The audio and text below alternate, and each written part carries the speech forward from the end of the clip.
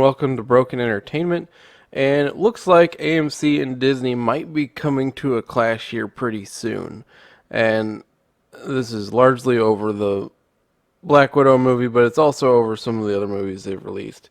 And, well, we'll go ahead and get into the article here, but this is from InsideTheMagic.net.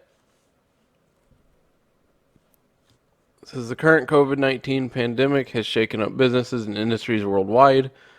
One of the biggest challenges that many companies in the world of entertainment have had to face is how to release films in a world where many movie theaters are either closed down or suffering through low attendance. I mean, it's not really that challenging. They just put it on their streaming service, but, sure. Disney has managed to find alternate solutions through their streaming service, like everybody else. The company released several new films on Disney Plus at no additional charge, but they also launched Premiere Access, which allows Disney Plus members to watch a new movie as many times as they would like, so long as they pay a $30 fee to purchase it. Well, here's the thing. It's not a purchase. You don't own it. You're basically renting it. Okay? Calling it a purchase is just flat out wrong. A purchase means, like, we'll use the example of Audible. If I buy an audiobook, I own it. I can download it onto my phone. It goes nowhere. I can access it through my account wherever I want, or I can have it downloaded onto my phone and directly listen to it from my phone. When I unsubscribe from Audible, I can still access those books because I own them. Paying $30 to watch something doesn't mean you own it.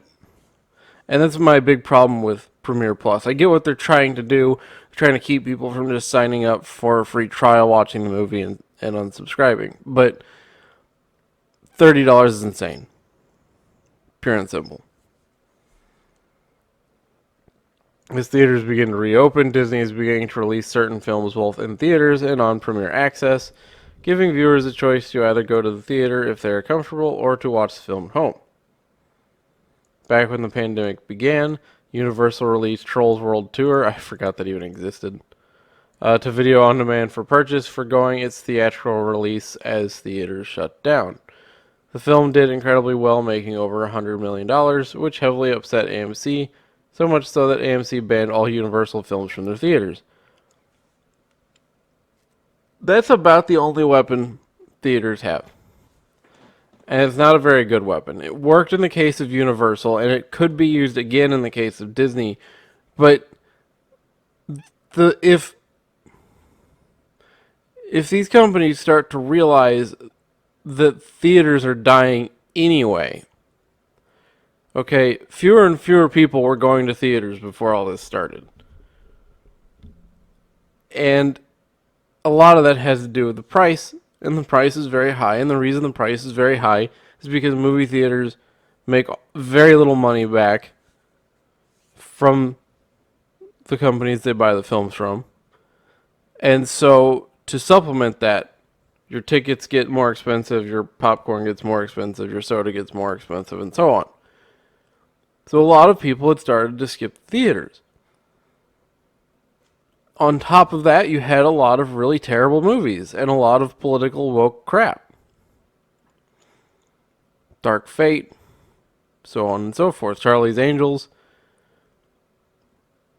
So, if these companies start to realize what I think Warner Brothers has, and I think Disney may have as well, in that theaters are going to come back and they're going to be a leg of revenue, but they're not the leg of revenue. Okay, they have experimented now with putting their movies on their subscription platforms, and they've made money as a result. In the case of HBO Max, they've brought in new subscribers. In the case of Disney Plus, they've had people pay for the movies.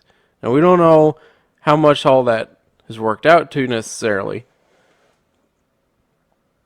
But if they can find a good model for which to charge people on their streaming service, or to figure out how many more people they can get on their streaming service, then they don't really need theaters.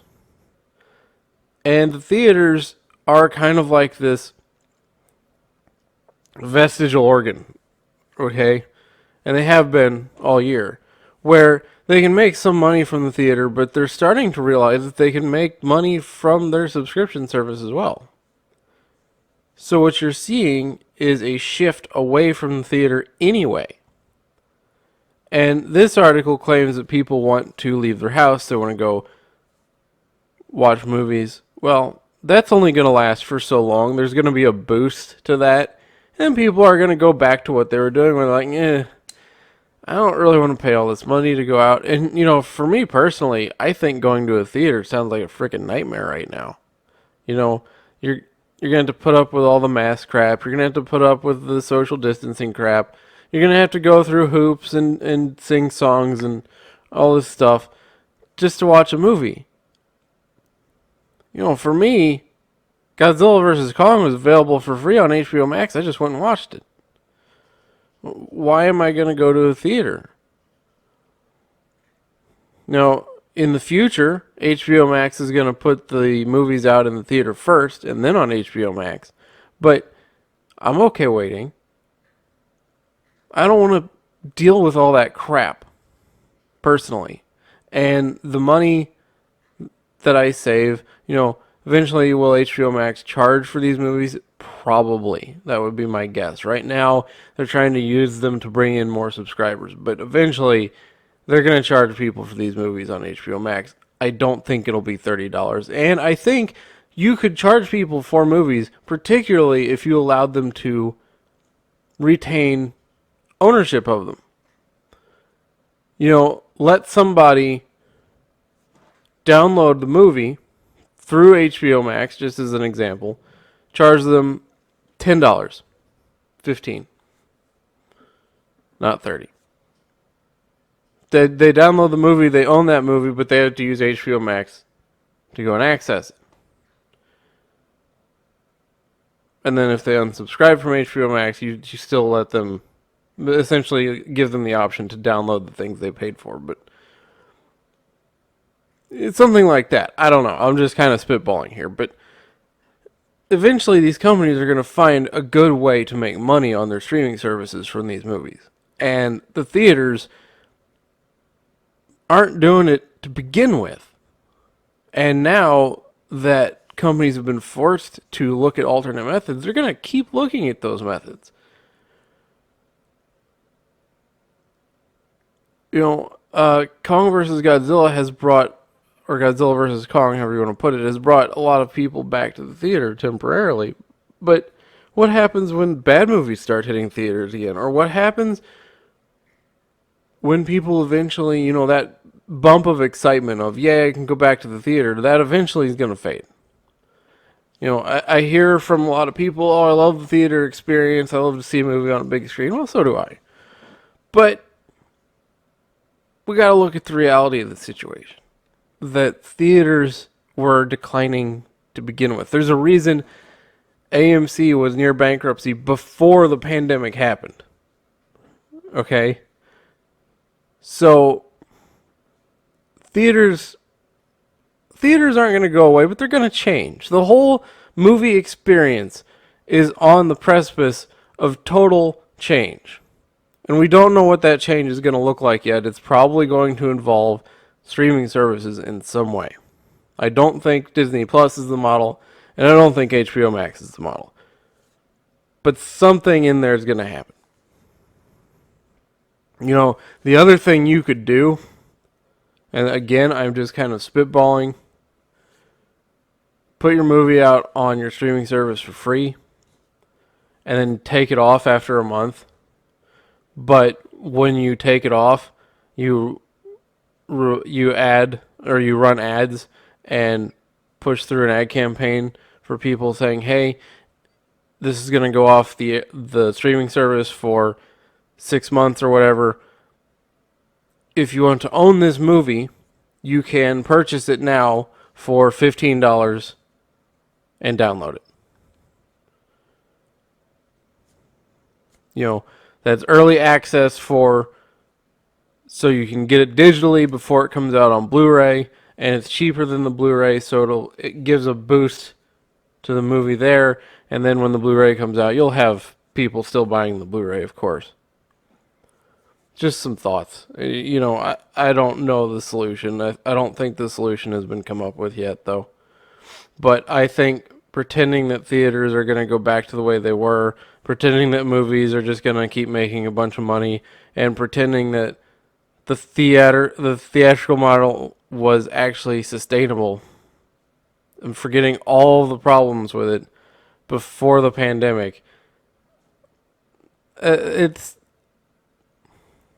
not a good idea to put all that aside and pretend it didn't exist. But anyway, since then, the two companies have come to an agreement, but now, similar to what happened with Universal, there appears to be a feud between AMC and Disney. Universal, according to the Wall Street Journal, seems that AMC is not very happy to see Disney films premiere both in theaters and on Disney Plus at the same time, as it removes the exclusivity that once belonged to movie theaters. Disney is not foregoing the theatrical release of films like Black Widow, that nobody cares about, or Universal did with Trolls World Tour. However, Universal's new deal with AMC notes that all films will have a theatrical exclusive debut before they become available to stream, which is not what Disney is doing. No, because Disney wants to make money. AMC's CEO Adam Aaron said, "We haven't made any threats, but it is widely known that AMC has threatened not to play movies if we could not find the business terms that we found acceptable." AMC is dangling off a cliff edge, okay? And they're lashing out and they're desperate trying to get these films back into their theater and not on streaming because you can't compete. And they know that. And people like to pretend that they can, but if they could, why would they have to threaten anyone? He says, well, we're not threatening anybody, but okay, well, that is a threat. You're just not directly doing it. Okay. And it's because they know there's a good possibility that they never get their exclusivity back. They got it with Universal temporarily. We'll see where that goes. And even if you have the exclusivity, before a movie would come out to theaters, and it would take 3 to 6 months for it to come out on Blu-ray. Now it's like, okay, well, it's going to come out to theaters, and then it's going to be on the streaming service like a month later. Who cares? If you don't want to go to the theater, you just wait a little bit, and it'll be fine. It'll be free. Adam went on to note that what happened with Universal is not exclusive to Universal. But given his sentiments, it seems that AMC is targeting Disney. When moviegoers are given the option to head to the theater to watch a film or stay home, it severely cuts into the profits made by theaters, you think, as their audience inevitably dwindles. Because Disney is giving consumers a choice between watching a film in theaters or streaming it on Disney Plus, and they have those options from the beginning, it means that Disney as a company is able to profit no matter how fans decide to watch the movie. Bingo. And that's the road that's going to be tempting for everybody moving forward. Why rely on one leg of revenue when you can have multiple? Will you reduce the amount of income you get from theaters? Yes. But will you reduce your overall income? No. In fact, there's a good chance they'll actually increase it because people will be at home and they're bored. They're looking for something to do and they're scrolling through Disney Plus and like, wait, here's a movie. We haven't seen that. Let's watch it. It's window shopping from home for a movie.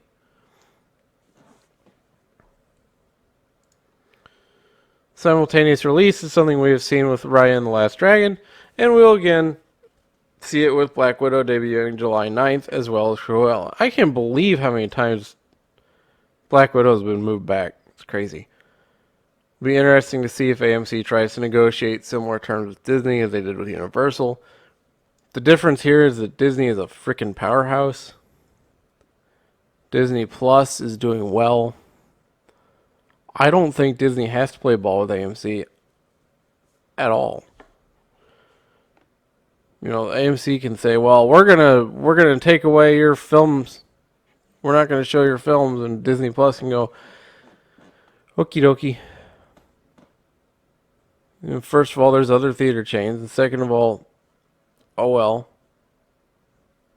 more people will come to Disney Plus. Darn. Disney is a mogul, but personally I would predict that it would be tough for Disney to ever accept that a major movie theater chain such as AMC would not play their movies. I don't. I actually think they're entirely willing to let that happen.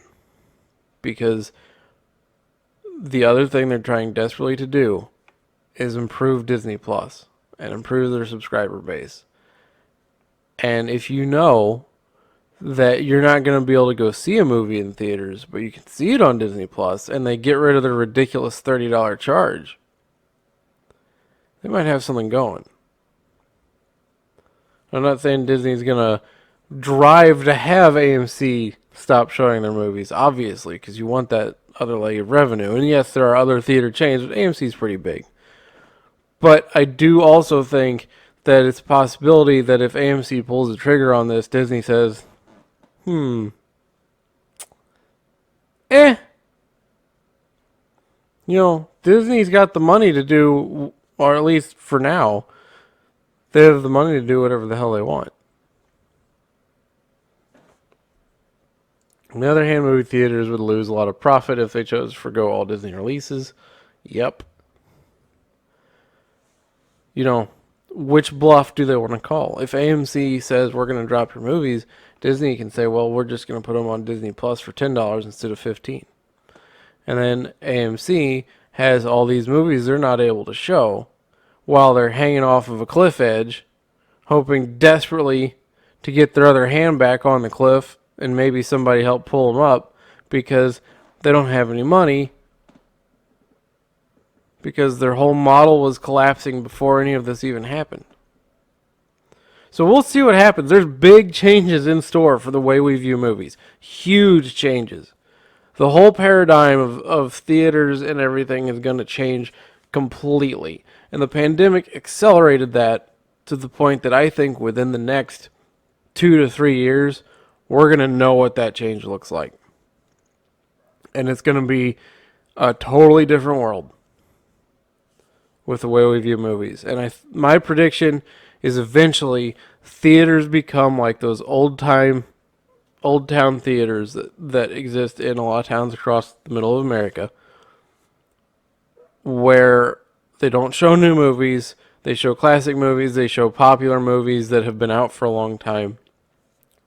You know, there's one near me that used to be a big, well, not a big theater, but it used to be the town's theater, and it closed down with the advent of modern theaters, and then eventually it was renovated and reopened, and now they show movies that people really like, that they push for, and they're not new movies, they're movies that have been out, but it's a way to go experience those in a theater setting, and it's a very popular thing. I think we're going to see that eventually. And I think you'll see new movies will still go to theaters, but instead of being the way you see new movies, eventually it's going to be, oh yeah, remember that movie house downtown? You know, we could go watch this movie there. And they've got a big screen. It'd be an interesting experience to do this one time. Instead of being, oh, this movie came out, let's go to the theater. You know, it's a big change, and not everybody's going to like it. But I think that's where we're going. You know, I don't think theaters are just going to vanish, but they're going to become much reduced. It's sort of like the drive-in. You know, the drive-in theater still exists, but you got to find them, right? So, we'll see. I don't know that AMC has the guts to pull the trigger on this one. Because I think they might know that Disney could just say, oh well. Because Disney knows that eventually they'll have to relent if they do that. And in the meantime, it'll just drive more people to Disney Plus. Let me know what you think. Let me know where you think theaters are going in the comments down below. If you liked the video, hit the like button. If you're not subscribed, please consider subscribing. Hit the bell for notifications, and I will see you next time.